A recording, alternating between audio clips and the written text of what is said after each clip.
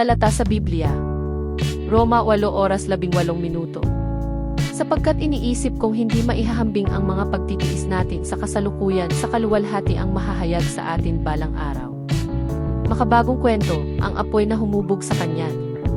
Maghahating gabi na ng si Lee ay nakaupo mag-isa sa maliit niyang apartment. Nakakalat sa mesa ang mga bayarin, mga liham ng pagtanggi, at cellphone niyang puno ng mensaheng hindi na niya kayang sagutin. Pangarap niyang maging nurse, pero 2 beses na siyang bumagsak sa pagsusulit. May sakit pa ang kanyang ama, at ang mga kaibigang dati niyang sandigan, tila naglaho na rin. Napatitig siya sa mga ilaw ng syudad sa labas ng bintana, at mahina niyang sinabi, "Diyos, bakit ganito kasakit magmahal, magsikap at manatiling mabuti?"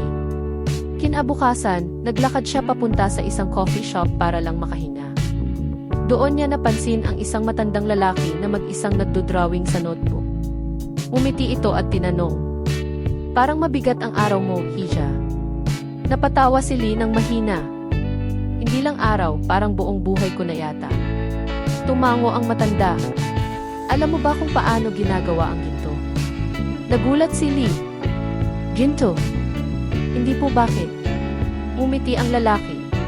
"Nilalagay ito sa matinding apoy para matanggal ang dumi. Hindi para sirain, kundi para dalisayin. Baka ganon din ang nangyayari sa'yo ngayon." Tumahimik si Lee.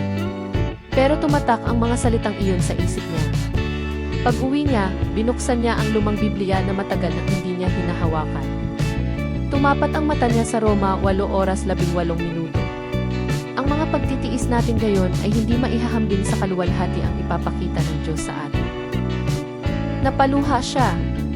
Hindi dahil nawala ang sakit, kundi dahil ngayon ay naunawaan na niya.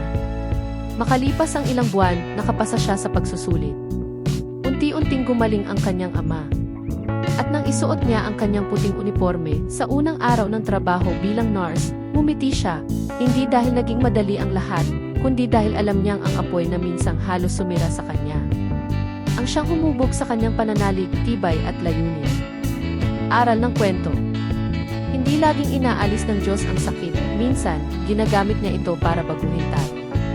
Ang hirap na pinagdaraanan mo ngayon, maaaring ito ang mismong daan patungo sa katuparan ng iyong pangarap at pananampalataya. Paalala, bawat luha, bawat pagkadapa, bawat gabing puno ng tanong, hindi iyon nasasayang.